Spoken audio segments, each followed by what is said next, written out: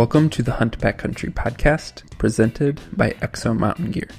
This podcast and the gear that we produce at Exo Mountain Gear share the same purpose: to make you a more capable, confident, and successful backcountry hunter. Straight to the point, no fluff, and no BS, this show is all about providing you with valuable information from experienced hunters. To learn more about the podcast or about our backcountry hunting packs, please visit exomountaingear.com. Welcome, this is episode 98, and we are speaking with Aaron Davidson of Gunwerks. So this is another episode to kind of continue with the Building a Backcountry Rifle series that we did earlier this year. We picked it up with episode 97 again, just our last episode with Ryan Kleckner. And now here we are with the Building a Backcountry Rifle series continuing, talking about something very specific, and that is long-range hunting. So that is obviously a hotly debated topic, or at least it can be. It's something that honestly Steve and I have no experience with. I mean, we weren't rifle guys very much when we started this Building a Backcountry Rifle series. We were curious about long-range hunting, wanted to learn more, not only the philosophy, but also skills and gear and kind of what sets the long-range hunters apart. Maybe why they do it, how they do it, and what all of us should know, really, about longer range hunting with a rifle. So Aaron was the perfect guy to talk to about that. You are definitely going to enjoy this episode, and his perspective is incredibly valuable. I certainly learned from him and appreciated the knowledge he had to share. Before we get into that, I want to give a quick shout out to Jordan Ray for leaving a review on iTunes. Jordan, we want to send you some swag. Just send us your shipping address. We'll get you taken care of. Listeners, you can always enter to these giveaways by leaving us a review on iTunes or wherever else you might be listening to this, or just send in your questions, comments, or feedback to podcast@exomountaingear.com. We love hearing from you guys, hearing how we can make this podcast better, and really just hearing what you're up to. So whether you have a story to share, field photos, suggestions for the podcast, something you want to hear about, definitely let us know. Also, coming soon, episode 100. I've mentioned it before. We want to thank you guys for making this podcast a success. So episode 100 is really just going to be a giveaway. We're just going to give a ton of stuff away for you guys as a thank you for making this podcast happen and allowing us to get to episode 100. So you're going to have a chance to win an Exo Mountain Gear pack, gear from First Light, Tight Spot, Black Gold bow sights, Heather's Choice, and many, many more. That's like not even half of it. So make sure you tune in, make sure that you are subscribed, and come on back for episode 100 here in just a couple weeks or so. Okay, let's get into this discussion about long-range hunting and rifle shooting with Aaron Davidson of Gunwerks. Well, Aaron, thanks for joining us tonight. Appreciate you taking the time to talk to us about some long-range hunting topics. Glad to be here. So, Aaron, before we dive into anything technical and get deep, just go ahead and give us some background, some context. I'm sure that quite a few of our listeners are familiar with Gunwerks, which you were the CEO of, but kind of give us the backstory on how you got into shooting and then what led to the development of Gunwerks and what you guys have been up to over the past, a little over 10 years? Yeah, I've given the response to that question several times, so I've kind of got a little pat answer. But I mean, really, for me, long range hunting didn't evolve out of the need to shoot animals at a longer range. It came from where I was exposed to firearms in a big way, and it kind of paired up with my education, and kind of got excited about the gear and the science about the whole deal. And and it's still that way for me. I'm totally gear centric. It's for me, it's about the art and beauty of being able to put a bullet, on a very small spot way out there. The answer to that question is when I went to college, I was a car guy, hot rods, Camaros, Impalas, the whole deal, building motors. And I went to college to be an engineer and to grow up and work on cars one day. At the same time, I started a family, and I found out really quickly that a a really expensive hot rod pays for a lot of guns. And so I started selling cars, and I started buying guns, and then that's what I did in my spare time, was set up guns and shooting and loading and all that stuff. And combined with that engineering exposure in my education, it really, it clicked for me. It's something that resonated with me. That's really what got me into the long range. I graduated from college, worked for a couple years, and said, you know what? I'm going to do this thing. Started Gunwerks, and I've looked back a couple times, but not that much. Yeah. So Gunwerks, I mean, you guys have a lot going on, from obviously the rifles to content to training. I mean, there's a lot that kind of falls under that umbrella these days. But I'm assuming you started just with the rifles. Is that right? Did you start now by modifying other factory platforms, or did you guys start out of the gate, developing your own products? Out of the gate, developing our own products. In fact, if you point all the way back to 11 years ago, when we started putting this together, the focus was on building an enterprising company and developing new products and bringing new things to the market. And our stock that we currently use on the LR1000 model, that stock design and the science that we put into making that work the way that it does was there, 10 years ago. It's the same stock. Yeah. It's the same thing. Yeah. That's awesome. So before we dive into those specific platforms, which we for sure want to cover, let's talk a bit about long range shooting, long range hunting. I mean, you kind of expressed your interest, and it's what I see a lot, in the sense that there are, let's put it this way. Long range shooting, not necessarily just hunting, but just, as you mentioned, the art and the science of long range shooting, of putting a bullet down range in an extended distance with accuracy. I mean, there's something amazing about that. And so for a lot of guys, that carries over into hunting, for sure. But then there's guys who question long range hunting. I'm sure you've, fielded the questions, heard the criticisms.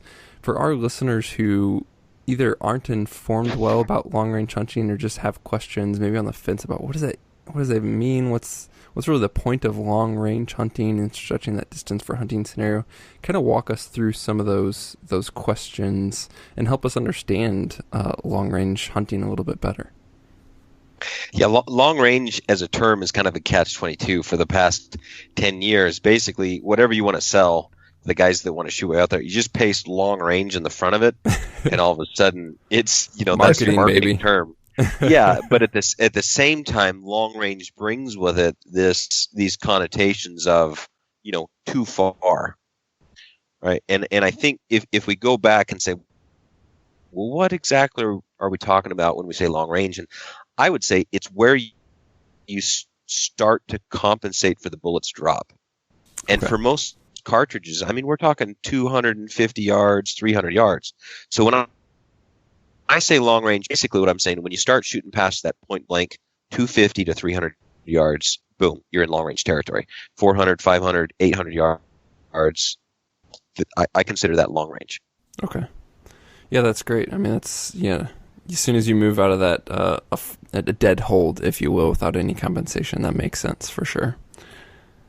If you back up into, giving some context for those guys and shooting and hunting at distance and being capable of harvesting at distance, the real ethical question is, can I hit the target, and is it fair? I guess those are the two things that come up. Mm-hmm. Mm-hmm. So obviously hitting the target is completely personal. I mean, it depends on your equipment, and certainly even more so depends on your skills. And we can get to that for sure. But what about that second question? Is it fair? How do you address that to guys who say, well, it's not even fair. It's not fair chase. The animal didn't have a chance to escape, if you will. I love this one. In fact, I would love to someday just get on a stage and debate somebody and just really, really hear the answers, and not confrontational, just just to talk it through. Theoretical. Like yeah, intellectual debate. What are the pros and cons? It is a really good question, and grow. When I got into guns, it was all about lever actions and open sights. And, I mean, my gun safe still has some old Continental rifles that were open sight kind of products, and it was Teddy Roosevelt, and my exposure and my passion and desire kind of focused in on those things. In fact, I took it so far as to, when I first, got into the gun thing, it was pistols. It was Elmer Keith, and it was using six guns to not just to shoot, but to also hunt with, and took a lot of animals with short-barreled open sight, 44 Magnums. And so I understand the idea about getting close. Use the bows. I've hunted with archery equipment. Had success, and have some of my best hunting memories associated with that. But I've also grown up and got a job, and and have to spend my time earning a living. I'm not 15 days in the field to harvest an animal. I also have higher expectations for success, and so my paradigm's shifted just a little bit in why I do these things. So when you come to that, is it fair question? First thing I would say, number one, is it ever ethical to take a shot at an animal that's aware or that's fleeing? Mm-hmm. That's on the move. And you look at some archery stuff, it's like an animal can move out of the way before that arrow gets there. Is it ethical to take a shot at that animal that's aware of you and is ready to for that flight response? And so I would say, no, it's not ethical for that. You put most hunters in a situation where the shot is not ideal. And my favorite example is we've got one outfitter that hunts really great, big, huge mule deer, big deer, the kind of deer that just make you lose control of most brain functions. And their method of take was monster 3378 Weatherby's, and just to get that knockdown power or whatever. And they would try to get in close to these deer because the guys couldn't hit anything past 100 yards. So they'd try to get him in real close. They'd stalk in close, and they'd be out in a sagebrush flat or something. Buck would jump up, and there's a brief window where you could shoot, or maybe they miss that and the animal's on the move and it's shoot, and they would shoot 8, 12, 16 times, and finally, tag that animal enough that it expired out of, sheer, desperation. It was brutal. And they filmed these hunts, and I've got video evidence, and that is, to me, that is the classic. Let's stalk that animal, and as soon as it's aware, now we're, oh crap, that's as close as we're getting. Now let's figure out how to shoot. No good rest, no good setup. Not a lot of time, and the adrenaline, right? That mental shutoff that happens when there's adrenaline involved. And if you contrast that against the way that I've trained my own children to shoot, which is, we're going to take one shot, and we're going to make this shot count. And we'll take a stock into where we can set up, get comfortable, take time to get steady, build up a rear rest in the back, make sure that there's no possible error that could be induced because you're unsteady. Take time to dry fire, take time to calm, and kind of focus and find that zen. And then, when the animal presents the right shot, broadside shot with the best odds, then take that one shot, take that animal. Now, which one of those presents the ethics or the morality of a harvest that we should chase after? Yeah. You know what I mean? Yeah. And so it doesn't necessarily have to do about range. I almost say, being out of the animal zone of awareness is the whole point. It's like, are we going to outlaw scent lock gear and scent control technology that tries to take us out of that animal zone of awareness? Right? Is that stuff unfair because now the animal can't smell us? Though I guess that to me, that argument of, is it fair, is almost a little bit silly. I think maybe what the argument that they're making it is I don't have that gun. I can't shoot that far. It's not fair that you do. Yeah. I think it's a great point to make in the sense that there are 10,000 shots that I shouldn't take that you are probably capable of taking.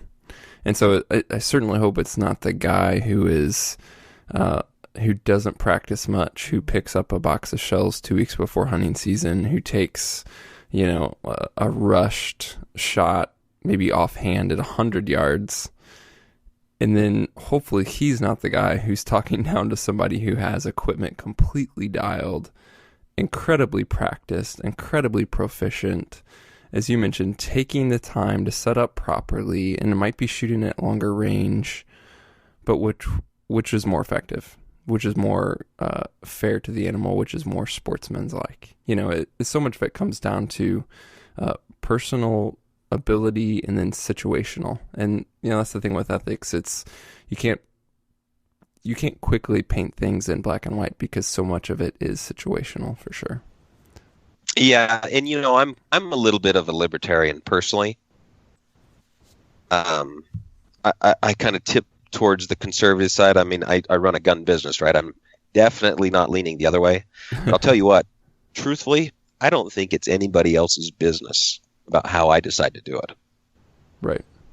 Yeah. You know what I mean? If we start down that road, truly, if we start down the road of analyzing the ethics and the method of take and the successful harvest percentage, even to the point where maybe you have to take a test before you shoot, I guarantee you nobody's going to be doing any archery hunting anymore. That whole call an elk in and stick an arrow in him, somewhere, and then he runs off and you don't find him, and that one got away. It's like that whole thing's gone. I think it's a slippery slope to start pointing fingers and criticizing, anybody about what they believe is right, and trying to impose your ideals. Man, that's starting to sound like a liberal mentality. Yeah. My idea is right. You need to kowtow and follow my idea of what's right. Right. Anyways, I'm a little more libertarian than that. No, yeah, I mean, that's a great point.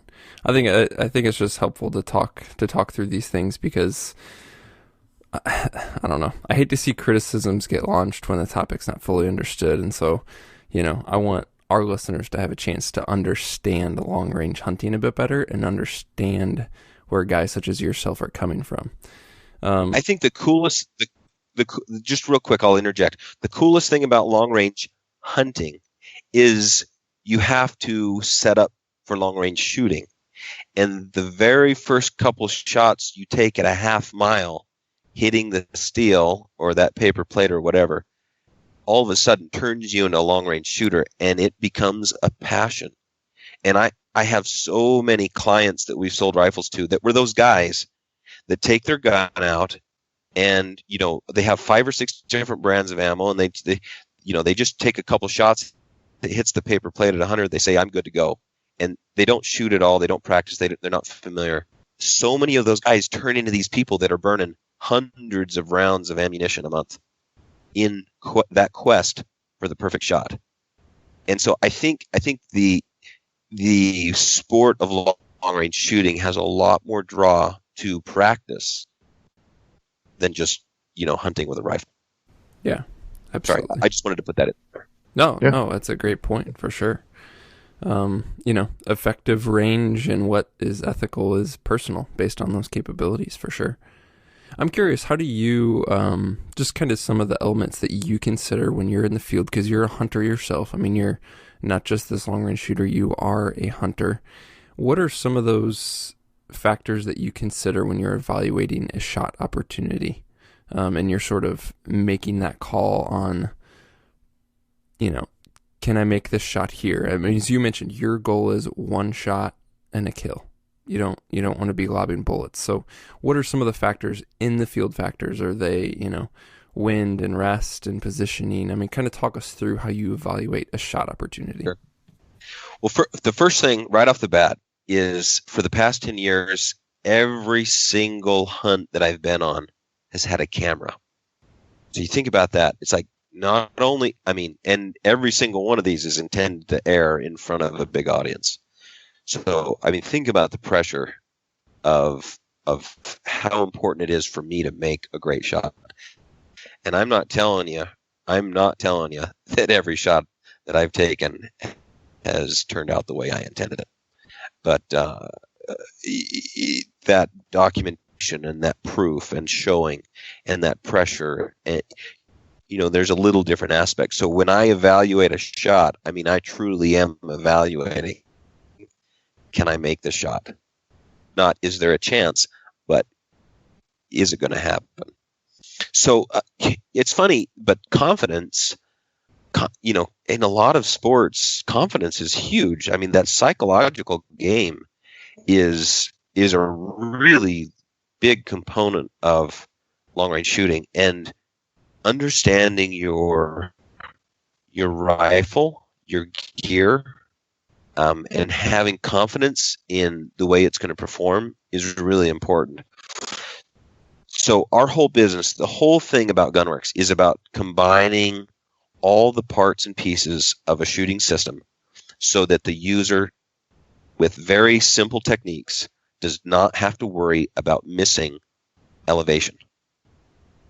So if you have assembled your gear, and we'll get into that to whatever extent you want, if you've assembled your gear and you have all the right pieces and you've got the right techniques in place,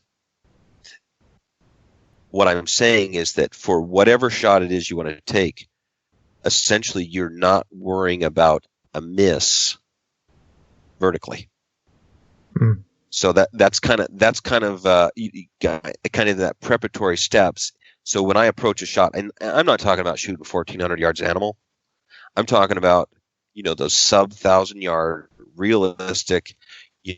Generally, a long range shot could be that 700 to 800 yards where you feel like I can make this. Let's set up and make this happen. I mean, once in a while, you get that opportunity that pushes farther, where the conditions are right and the animal's right and everything comes together.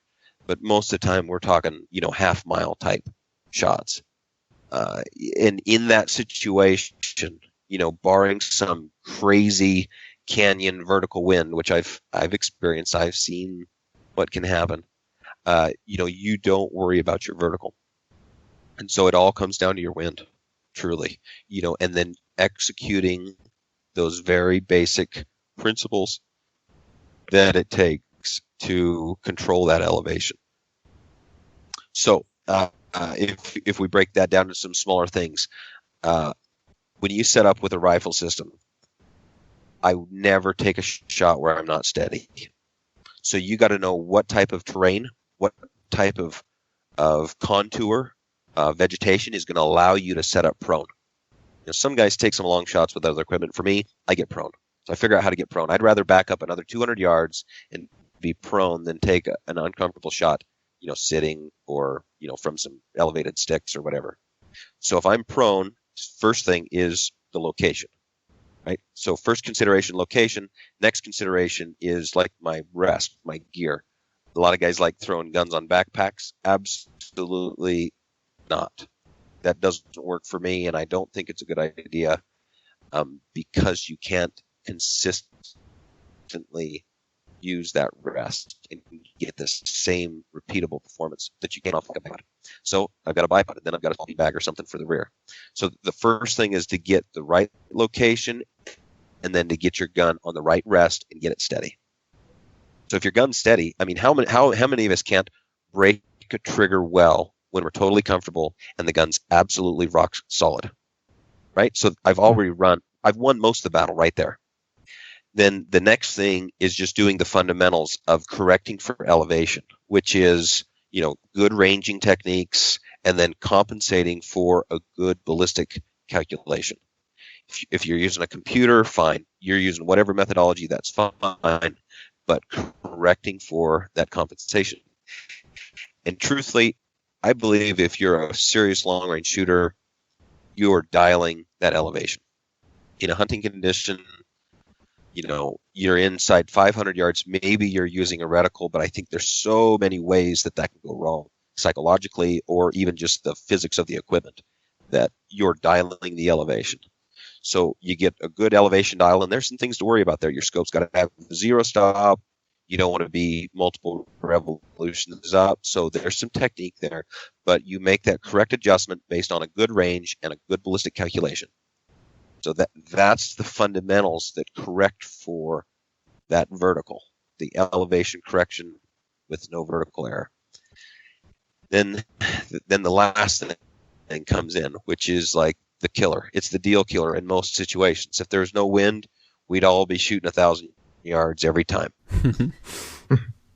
That last element of wind and how the wind flows over terrain and how the wind, it matches up with another wind and then how do I assess that and gauge the speed with the limited tools that we have, and then making a good calculation with your solver, your computer, so that the only variable, the only question is, what direction and how fast is it going?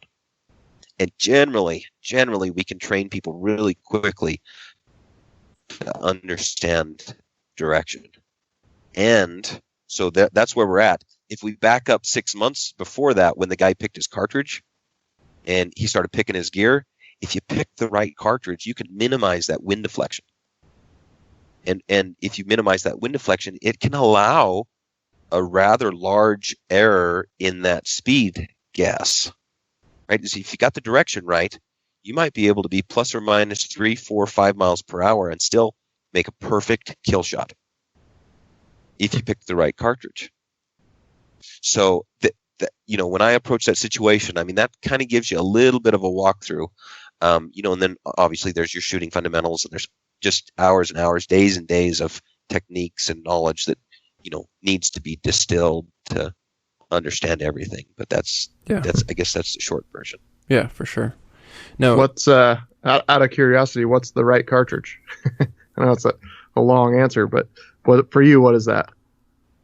Well, let's back up, and I'll put a disclaimer out there. We made the right cartridge 6 years ago. It's called the 7LRM. It's low recoil. It's awesome downrange performance, and it does everything that you need it to do. Now, does that sell guns? An old 6-year-old cartridge? No, it's the new cartridge that just was released this year, the super duper one. That's the one that sells guns, so that's the one people want to buy. So, or it's the one that their buddy shot or whatever. But the right cartridge is the one that gives you the least amount of wind deflection downrange and the least amount of recoil on your end. When you shoot it. I would say that's the right cartridge. Now, we want to shoot hunting weight bullets, and it's really important to look at how fast that bullet is traveling at impact. We call that the threshold velocity, the terminal velocity, a couple things like that. Basically, that bullet needs to be going fast enough that it can still expand at that distance. And a really safe number is 2,000 feet per second. So if you want to shoot 1,000 yards, you can't pick a cartridge that's only going, 1,600 feet per second at 1,000 yards. That's not going to kill ethically. It's not going to expand correctly. The bullet's going to tumble. It's going to steer. It's not going to penetrate straight through the animal. So when you're looking at cartridge stuff, the old school way to do it is how flat is it, right? And we still see some guys releasing cartridges, today. They're like, it's flat shooting. Flat doesn't matter. You got a rangefinder. You got a ballistic computer. It's like, we can calculate what the correction is. You dial it in, you shoot it. Doesn't matter. So flat shooting is kind of a red herring. What's really, really important is what's the wind deflection and how far is my threshold velocity going to allow me to shoot?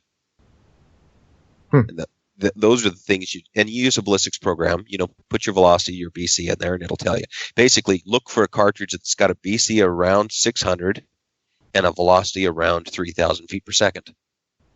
And that'll steer you towards, the right selection. If you look at the range of bullets, you're going to get those BCs in reasonable weight bullets in the 7mm.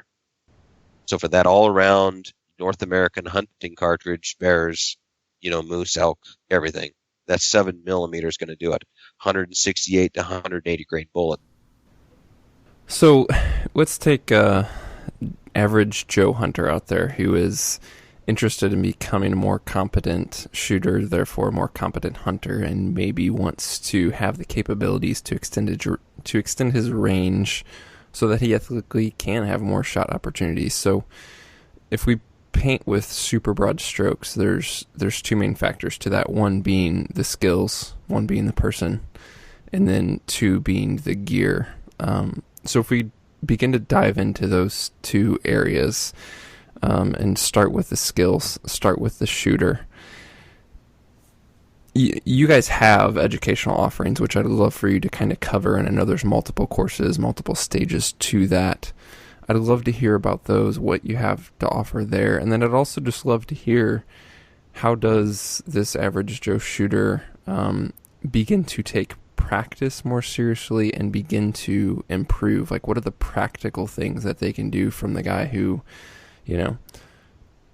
checks a 0 3 weeks before season to actually becoming a more proficient shooter? I'll tell you what, again, it's contagious. If he could get set up behind a gun that is fun to shoot and pull the trigger on a target that's way out there beyond anything he's ever considered possible, and see that impact and hear that steel ring and know that, hey, I just did this, that will do more to inspire that person. It will do more to change that dynamic than any other thing that we can talk about. Because if he's really got it in him, that ring of steel is the call to action, and everything else becomes secondary, and he'll focus on what it takes. Now, I would say probably the biggest challenge that the average guy has is he's shooting a gun that kicks way too much, and it's got a piss poor stock design that hurts when you pull the trigger. That is the number one impediment.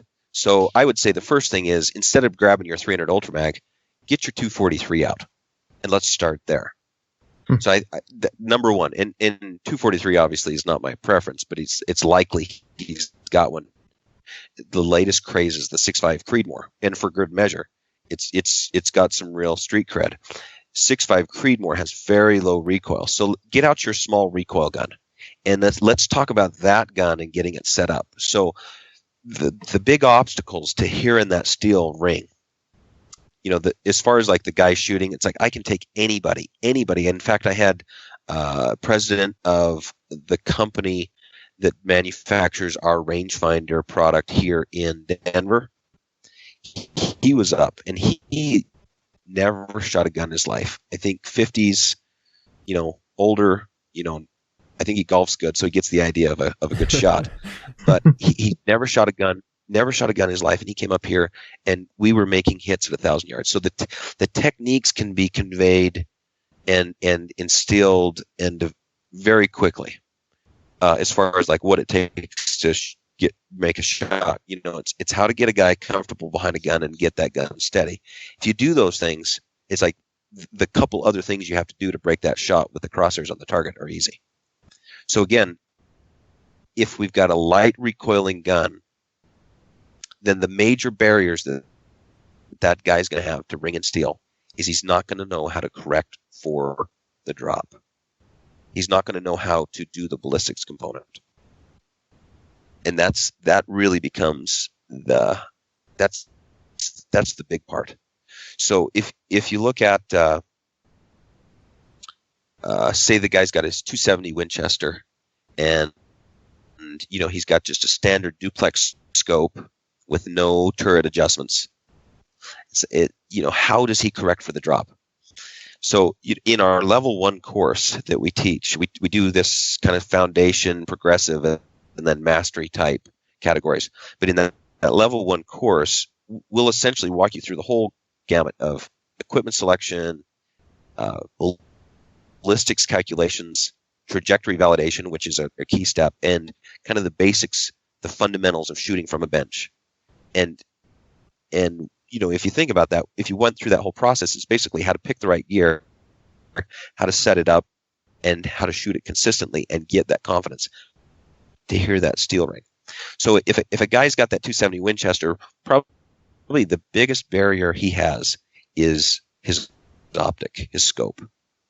And let's say he makes the choice to spend some money and invest, and he upgrades and he's put $600 or $1,000 into a scope that tracks well, that has repeatable adjustments. Then, the next step for him is to collect the ballistic data that will allow him to make accurate calculations. So we've got some videos on our YouTube channel. I think there's 300 videos. One of them is called Trajectory Validation. So you'll basically shoot at a close range and a far range, and then you plug the numbers in our program. It'll tell you what the real velocity was for that manufacturer's BC to hit at that target. And it's a really crude or rough way to true that trajectory, but it's effective. And so now that guy has the BC and velocity number that he can plug in and calculate a drop chart.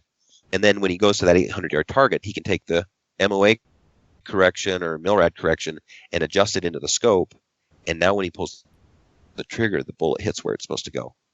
And I would say that little process of assembling or creating, the gear that can correct for the elevation is kind of where he needs to focus.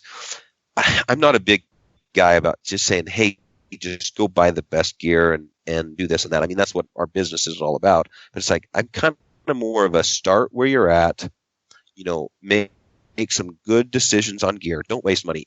What if that $800 scope's not good enough, but if you spend $1,900, you'll never, ever want another scope for the rest of your life. I almost would tell that guy to just save that little bit of extra and buy the best one.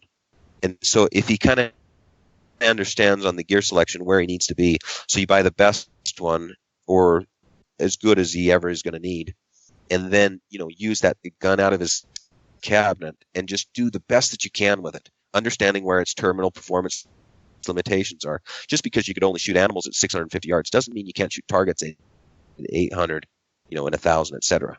So you can have a lot of fun practicing and training and developing skill. And then when you feel more like what you're, where you're going to go with this and where it's going to develop to, then you can make some other purchase decisions and chase after a rifle upgrade. Maybe that rifle upgrade is just a Remington Sendero or a Remington Long Range in a 7 Rem mag. Maybe that's the big upgrade. It's a good step, and the Remington platforms are a really nice one to piecemeal and customize as you go. So, anyways, if I had to say where that guy needs to focus, it's on making and having an optics package that allow you to correct repeatably for elevation, and understanding the ballistics component and how to validate trajectories and do a good calculation. Okay. Yeah, that's helpful. Yeah. We're getting back to just a little bit more of the practicalities before we move on to more of the gear, which we for sure want to talk about. Where do you see guys go wrong most often, and what can they be doing better technically? Your average shooter, average hunter who isn't trained. You're talking in the shot or in his decisions? In the shot for now. So in fundamentals, whether that be setup, whether that be trigger manipulation. It's all in. He doesn't put a rear bag under the gun. Okay, so walk us through that. That's the most common. So if you can imagine a teeter-totter balancing on one point, and imagine how unstable that is, right? And then imagine instead of 1 point in the center of the teeter-totter, you put 2 points and spread them out to the ends. How steady is that going to be? Mm-hmm. Mm-hmm. So if you have a rear bag and you can slide that up underneath the stock and rest the buttstock on that bag so that when you shoot, you've got support. That right there will make your gun steady, and it'll make the reaction of the gun correct, and it will make everybody's life easy. Mm-hmm. That's number one. Obviously, that can be done from the bench. That could be done prone. You mentioned you use that when you're in the field as well. Yeah, I do. Absolutely, it's absolutely mandatory. There's no situation where that is not required.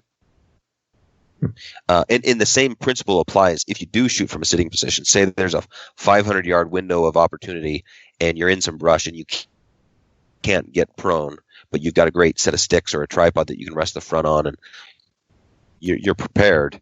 You also need to support the back end. Maybe you build your backpack frame up or whatever, and you support the back end. The same principle applies whether you're prone, with a bag, or sitting, with 2 points to support. Adding that rear support is fundamental. The next biggest mistake is the guy's gun's too big. He's got a 300 Ultra Mag. Seriously, that's probably the absolute number one problem that people have to overcome. It seems like, so many guys are shooting the 300 Win Mags and everything today, and maybe throwing on a muzzle brake to try and reduce that recoil.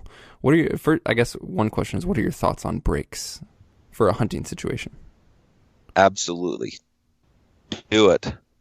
And don't be a cheapskate and put some dang earplugs in. You know what I mean? For about $15, you can get a set that have that little plastic band, so you can just pick them up right before it's time to shoot, and then you can shoot. The last few years I've been using a pair of electronics. I think I spent about $650, $750 on them. So they're not the best ones that are out there. I did like my local ear guy did them for me, and literally I have my little Kuiu binocular pouch, and those poke down in that little mesh, expanding mesh on the side. It's like I just take those out and put them in, kick the sound on when we're kind of making a stock, and then when it's actually time to get set up and shoot, it's like they're already in. So what the recoil, what all those efforts to reduce recoil do is they help you shoot better psychologically, and they help you follow through on the shot and see the impact. And sometimes, you can save a hunt. Let's say you're not quite rested right. You slip one over his back. It slips right over his back, and which is common. High impacts are common because of mistakes that we make with bipods and rear bags. So you miss one high, and you see that, and before the spotter can even respond, you've already reloaded, and you're already back on it, and you've corrected your mistake, and you take another shot, and you take that animal before he can even decide that he wants to leave. So it's like that muzzle brake it's a good add. When I started, I was anti-muzzle brake. But as I've learned and changed and seen the effect and what it can do for people, I'm all for it. It's an easy thing to do that can really enhance performance. Yeah. I mean, do you think that's primarily beneficial on those larger calibers, or do you think there's enough advantage on, those, 270s and, the non-magnums, the non-big bore stuff? My favorite caliber over the past 10 years, my favorite one is a little thing called the 6XC. That stands for Cross the Course. David Tubb invented that to compete in 1,000-yard competition where they shoot like 600-yard targets and 1,000-yard targets. And essentially he's competing against, that mentality of 300 Win Mag, heavy is better. And then all of a sudden, somebody introduces the 6.5 284, and that really starts cleaning the clock on the big 30s.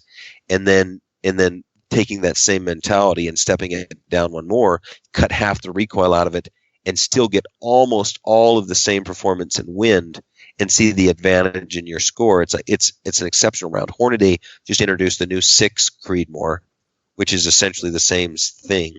And both of those are the same as a 243. They're just 150,000 shorter, approximately. And so similar velocities. But those cartridges have no recoil. The gun that I've shot, my gun that I built for myself in that 6XC, had a muzzle brake. Now, the last couple of years, I'm doing all suppressors. So, yeah, it's a whole nother story. But that muzzle brake definitely can be an advantage even on the small cartridges. This is a bit off topic, at least off topic according to my outline, but since you mentioned it, do you think there's traction towards legalizing suppressors and getting them out of NFA regulations? I know that there's hearing protection acts and all kinds of benefits being touted even for the hunting community. Do you see that going anywhere with maybe the new administration?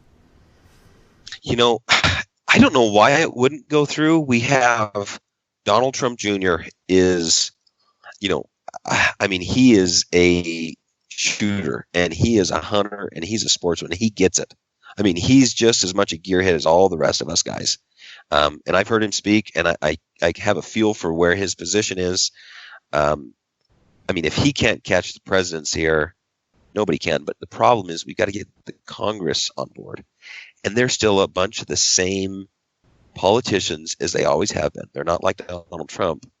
Just because he's there doesn't mean they're going to follow. And they've got their little peccadillos about, how they pass bills. When you talk to the suppressor guys, they're hopeful, but I think they're only giving it about a 25% chance of going, which is totally unfortunate, because if that would come off, within 5 or 6 years, we would see suppressor cost, in that $250 to $300 range.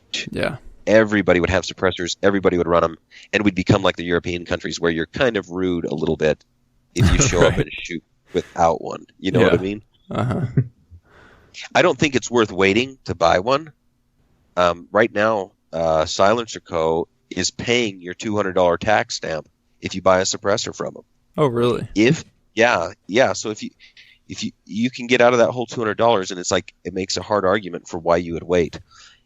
If the HPA passes, the first few years, 3 years, potentially 3 years, you will see suppressor prices go through the roof, and availability will be non-existent. I mean, those things aren't going to be selling for $1,000; they're going to be selling for $1,500, $1,800 and up. And then you'll see a flood of other manufacturers come in and build a bunch of cheap stuff. Then you'll see and so the prices will come down. You'll see a lot of that stuff blow up. Those guys will disappear. Everything will kind of start settling out, and then you'll see the prices just start to, consistently creep down. Yeah. I hope it goes through, but it's not an excuse to wait. It's like everybody should be on the suppressor bandwagon, in my opinion, right now, and everybody should own at least one in a 30 cal, like a Thunder Beast Ultra 7 in a 30 cal. That is a lightest weight suppressor that you can get with the most dB suppression, at least to my knowledge. That's the ones we like to run a bunch of.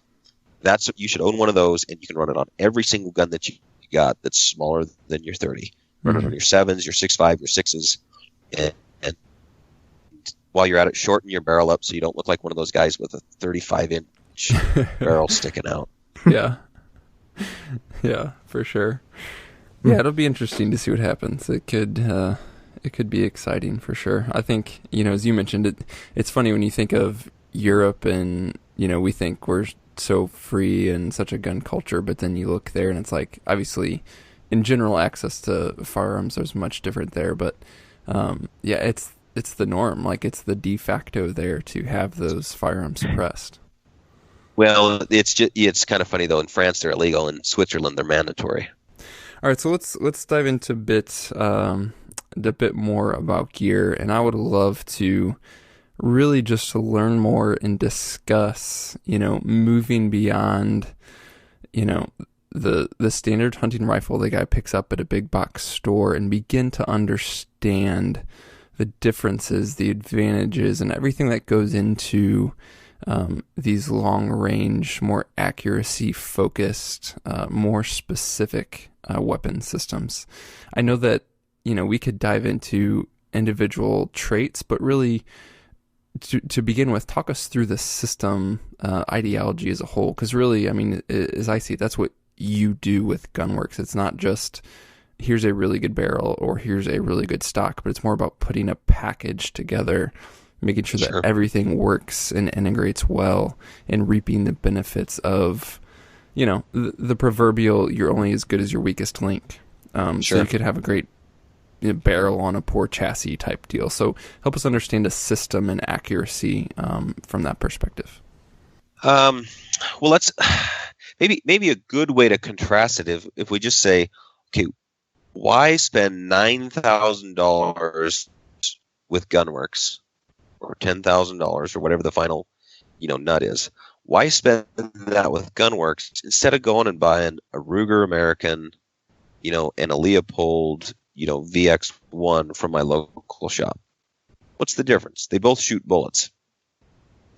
And I think you touched on it there a little bit. It's the concept of the system, and let's crudely define the system as a combination of ammunition, rifle scope, and in our respect, we also add the range finding component there, and that kind of adds that ballistic element. So combining those pieces together in a symbiotic package that that's pre-fit and pre-configured and dated and put together and tested so that it actually functions and works. So it basically cuts out all those intermediate steps of doing it yourself. And the pratfall with doing it yourself is not that you can't, because we've built our whole reputation on providing that information. You look at all of our our TV shows, it's showing you how to do it. All those YouTube videos, it's showing you how to do it. So we're not trying to hold anything proprietary, because we know everybody's smart enough to figure this out, and we've put out information to help them, figure it out expeditiously and straightforward. But it's like, it takes time, and there's ways to screw it up. Let's say you buy a Browning, an A bolt, and those guns are awesome. I love those guns. The engineering's great. Know a lot of the guys that work there, and you buy that Browning, and it's a 300 Win Mag, and you want to shoot Berger 190 grain VLDs, or you want to shoot, say, one of those new Hornady ELDXs because it's got better terminal performance. So you go to that bullet, and you find that when you seat the bullet to fit in the magazine, it almost is past the body portion of the bullet, and it's so far away from the lands, it doesn't shoot well. And so if you seat the bullet out closer to the lands, and so you find this load that tunes up better, well, now you can't put your cartridges in the magazine box. So when I talk about a system, and that's actually a common thing, the SAMI length for a 300 Win Mag is just fine if you're using standard round blunt bullets, but when you put a VLD bullet in there, it doesn't work with their magazine box shapes. So when I talk about a system, I'm not talking about just the fact that it's got a scope mounted on it and it shoots a bullet. I'm talking about every single part and piece and configuration is engineered and sized correctly to do exactly what you want to do. And so you don't have to run into those those stumbling blocks along the way that, don't shut you down completely, but definitely slow down, the implementation of the system. So there's a really big difference in the fact that it's a turnkey, ready to go package. I would argue that, our guns aren't really that much more accurate than, say, one of the good ones that come off the line from Ruger or Remington or Browning. I've seen plenty of those guns that will shoot right along with ours for precision, group size. So again, you're not picking, the $9,000 spend because of the size of groups that you can shoot. You could go buy 3 Brownings, pick the one that shoots good out of the 3, take the other 2 and put them on, on the classifieds and sell them at $100 discount as a brand new gun, and end up with a kind of a range certified version of the Browning, and have an excellent shooting rifle. So the other thing that you're getting out of spending the big dollars, and I'm not just on a Gunwerks but other guns, is you get different components than those mass manufacturers are doing. They want to sell 20 or 30,000 of this model, so they'll create dimensions and configurations they feel will fit the mass market. When you go start looking at long range, the first knee-jerk thing that everybody wants to do is go buy a Macmillan A-series type stock. And that's the granddaddy of the long-range rifle stock. But it's also the granddaddy. The design is so old. It's not a high-performance design at all. But you look for that vertical grip and, a little wider forend and stuff like that. But when you buy an engineered system like a Gunwerks, it's like we designed the stocks to do a very specific thing. And the most significant thing about a rifle in your experience is the stock design. A good example, we had a customer that built 2 338 Lapuas, one of them used our LR1000 stock, and I thought this guy was crazy for doing this, but he did it. And sometimes you let the customer make the decisions. He built the other one on a competitor's long range stock in that traditional style, vertical grip, etc. And it's the stock that everybody wants to use for long range. And you sit down and shoot those two, same gun, same weight, same cartridge, everything. And you shoot that LR1000 stock, and it was pleasant. I mean, it had some juice to it, but it was pleasant. The recoil didn't hurt you. You could follow through on the gun. You could see the impacts. When you turn around and shoot on that next one over, it was brutal. It was absolutely brutal. It was such a night and day experience, and that's that type of experience is one of the things we expose our guys to in that level 1 course. Is we'll stack up 20 different guns and different stocks and let you grab a hold of a gun. Maybe you want to shoot a 4-pound gun. Okay, so shoot one.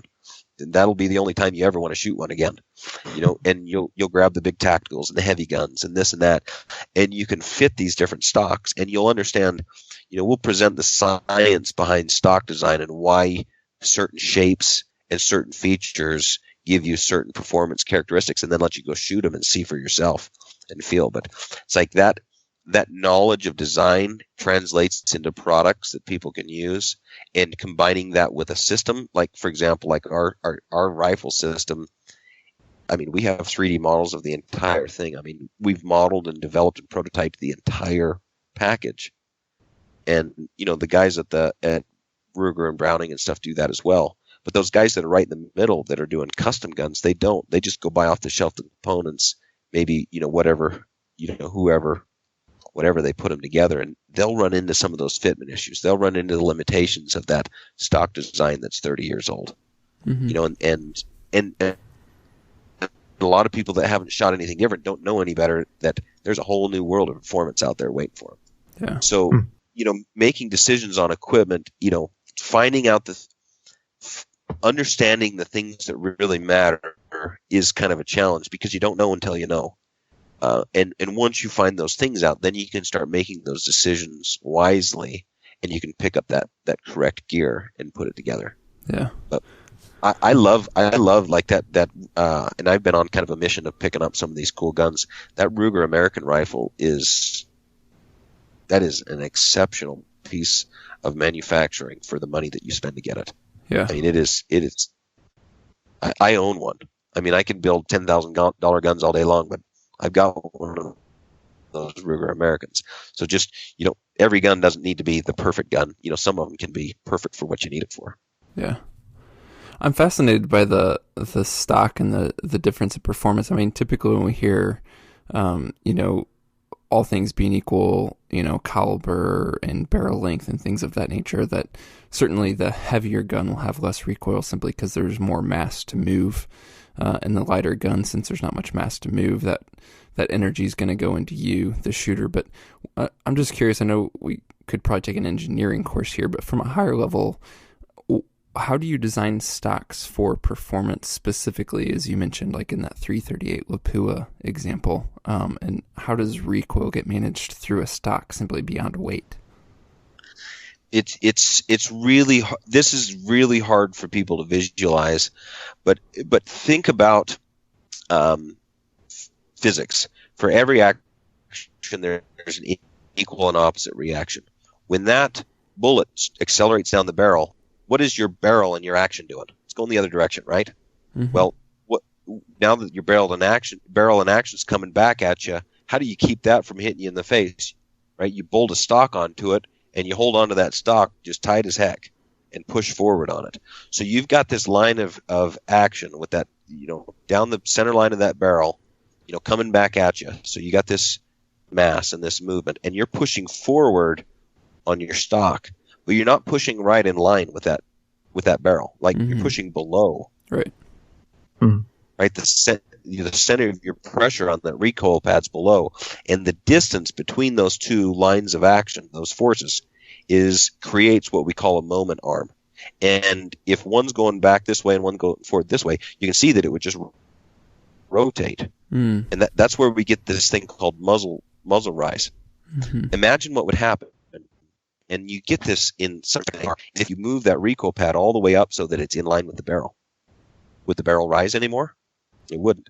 A lot of the unpleasantness that you sense about recoil isn't necessarily the push on the recoil pad. It's the slap in the face that you get from the comb of the stock.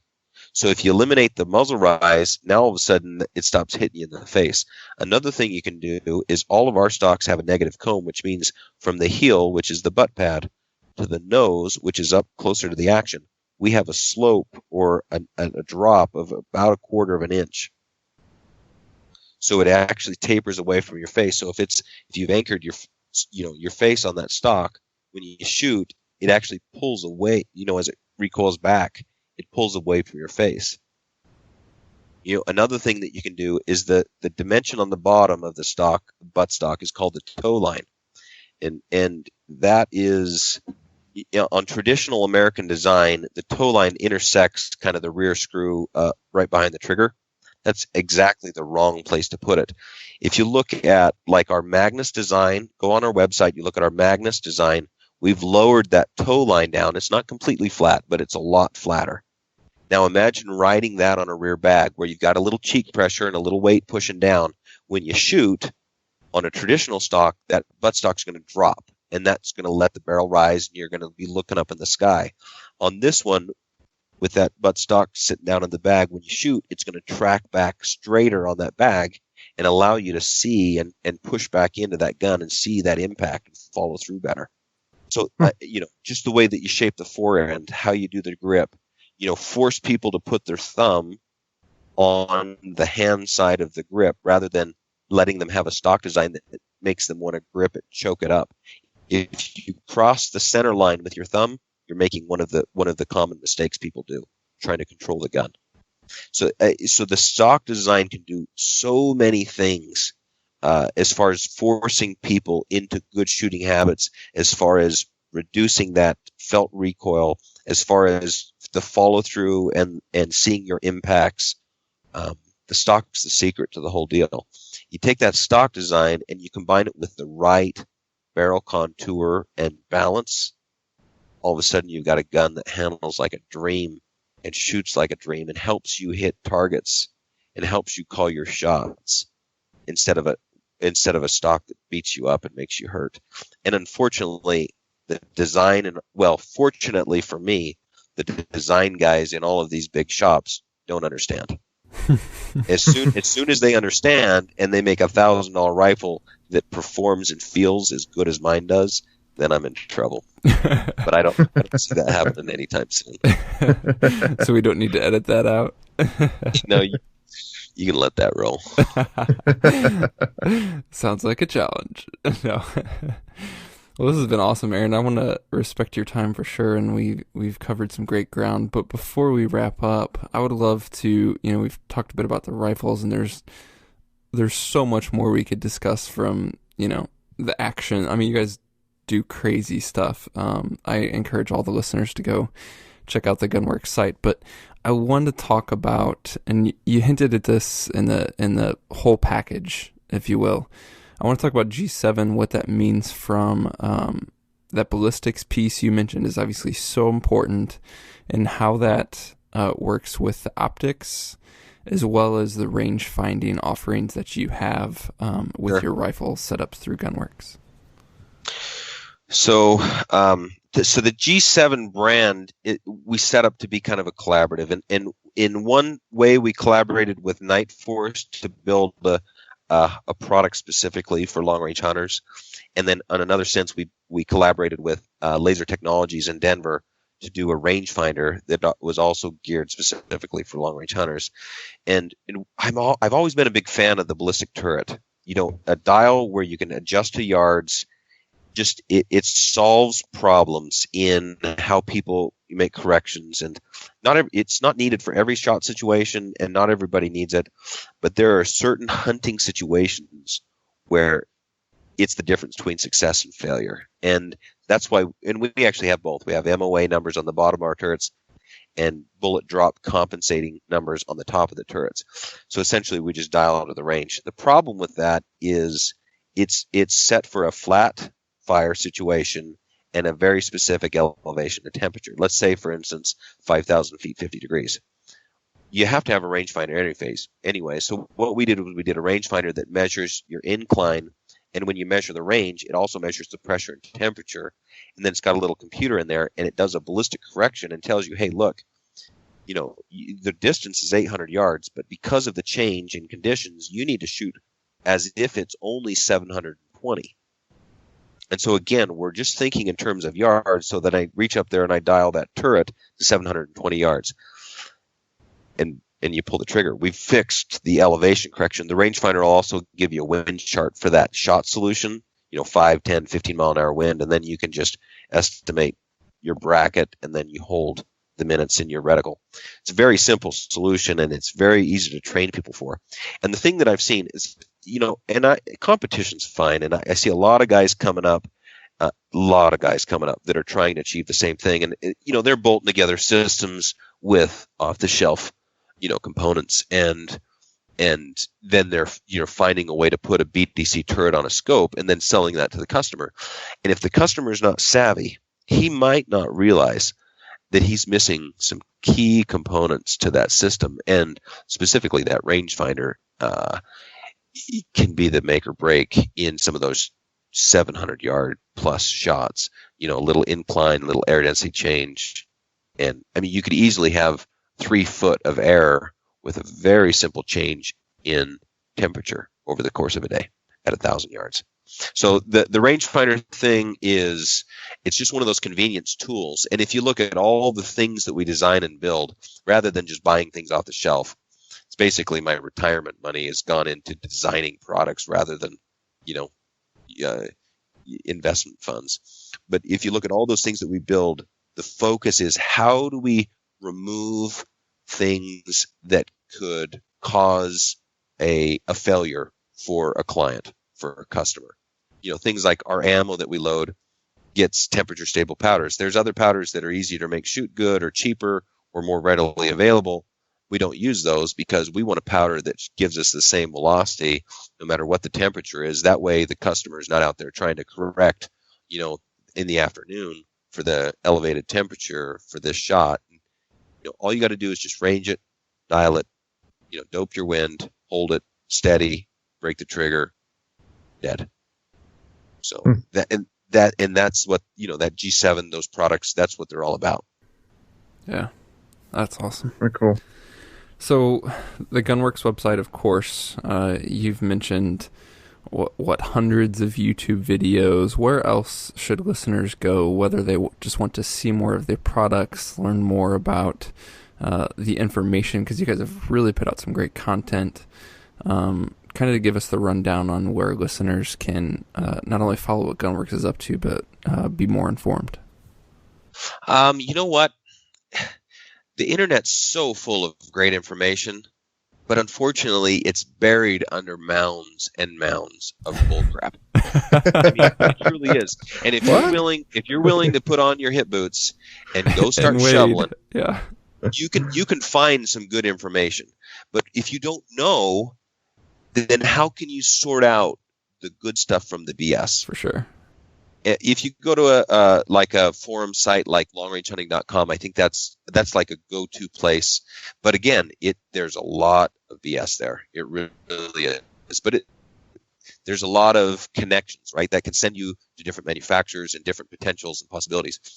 But I mean, a phone call and taking a few minutes to chat with one of our guys, you can learn a lot. Looking at our videos, you can learn a lot.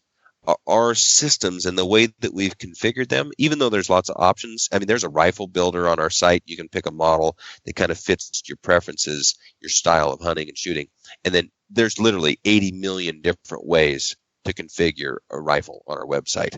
And you can check them all out. But if you look at kind of where those options are, you can kind of start getting a feel for, the type of stocks, the barrel contours, the weight and balance, the cartridges, the bullet types. Even just building some guns there will let you know a lot about, the right directions to go. But, watching those videos, we do a TV show you can watch. We do a magazine quarterly magazine you can subscribe to, or check out the blog there. Other trusted people out there in the business, search some of those guys out that have great reputations and follow what they're doing. But I mean, the best advice is understand the equipment, why you make those selections, not just because so-and-so has it, but what's the science behind it. Get the smallest cartridge that you can possibly talk yourself into. Everybody thinks you need 300 Ultra Mags. Get something smaller.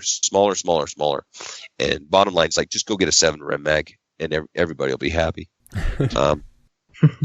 Just if you can get that information, truly invest the $1,000 to come spend a couple days with us, shoot our guns, burn our ammo, and have a great time. And we'll teach you everything you need to know to go out there and find the equipment you want and set it up yourself and be, light years down the path from the guy that, doesn't make that investment. We'll save you the $1,000 easy.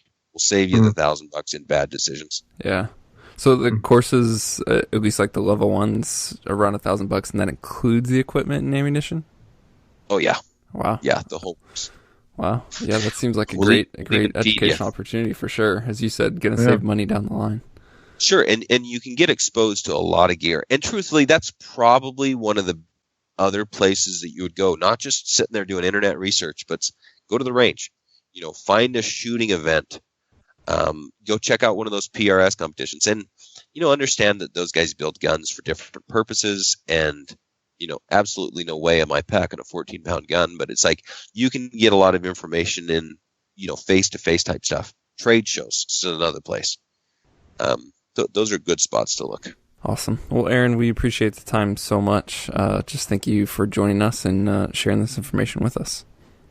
You're welcome. I think we hit about 0.1% of the information that I felt like I needed to share. So, we can always come back and knock out another 0.1%, and we'll be a little bit more there.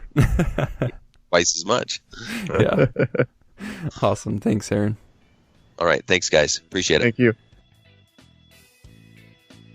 Thank you guys so much for tuning into this episode. Hope that you are subscribed to get all future episodes, including the big 100th episode giveaway coming soon. Again, if you have any questions, comments, feedback, shoot us an email to podcast@exomountaingear.com. We look forward to hearing from you soon. Getting back for episode 99. It's going to be a fun one. And then the big giveaway for 100. Talk to you soon.